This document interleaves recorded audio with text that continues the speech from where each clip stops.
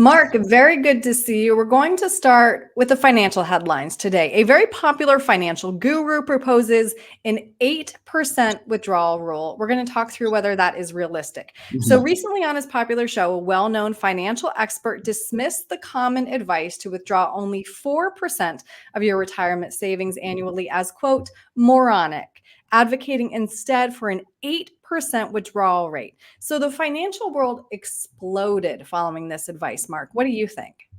Well, it's interesting. I mean, that becomes a very attention-grabbing headline, Yeah. and maybe it was to get views, those sorts of things. But when you really back into this, whether it's a 4% or 8% withdrawal rate, I mean, it's really going to be client dependent because Mm, there's so many variables that go into this, and really understanding. Because I think, as we know, most people, one of their biggest concerns is, I don't want to run out of money before I run out of time. And you can't just say a 4% or 8% withdrawal rate is going to work for everybody. That's like putting a round hole in a square or a round peg in a square box. It just doesn't fit. right. So this expert also recommended that retirees invest all of their assets in equities. Wouldn't that expose retirees to a lot of risk and market volatility?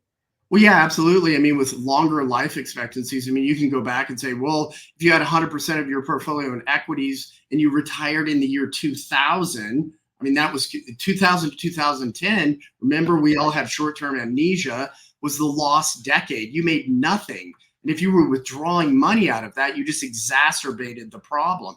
Right. More than likely, that scenario would have yielded someone running out of money way before they ran out of time. hmm So when could an 8% withdrawal rate be sustainable then? The only way we could see an 8% withdrawal rate and having a portfolio of 100% equities really work is if you had enough cash on the sidelines, but more importantly, you would have to have a market that really never went down. Right. And that's just not reality. And with people living 20, 30, maybe even 40 years in retirement, we know that we're going to have recessions. I mean, it's just part of the economic cycle. So there really, in my opinion, is no reality for that type of thinking. hmm Yeah, and just so everybody knows, the general advice is a well-known 4% withdrawal rate. But even this percentage, Mark, as you know, is under debate. Why?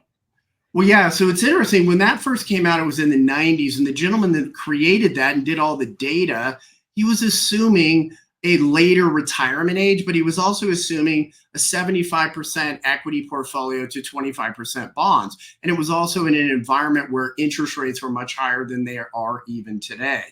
What do we have today? We have much lower interest rates and we have longer life expectancies. But there's just too many variables that go into this to just assume that you can use a 4%, 5% withdrawal rate and be okay. Because Mhm. there's age, there's a thing called sequence of returns risk. I mean, we have to take into account all of these variables. And that's why it's imperative that the investors really seek out guidance and help of an expert in this area, because Mhm. accumulation of wealth is one thing, but now it's like we're docking the ship and there's so many variables that can throw us off kilter. We need some help to really understand those threats to our retirement. Mhm. So you've touched on this already, but what goes into then helping somebody pick their own unique withdrawal rate? And how often should somebody be revisiting that number?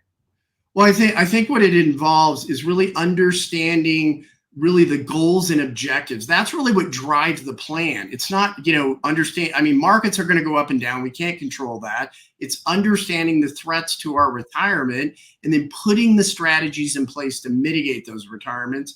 And then ultimately understanding, is the income need or the gap that they need out of their retirement assets, is that reasonable? Now, obviously, there's all sorts of software that can really help with understanding that. Like, well, if we live to be this age, 95, is this going to last? So we need to stress test a retirement income plan. And then, yeah, it's going to be based on a number of different objectives. We suggest that once we have the plan in place and we understand all those threats and how to mitigate them, it should be updated and looked at, revisited on an annual basis. Okay.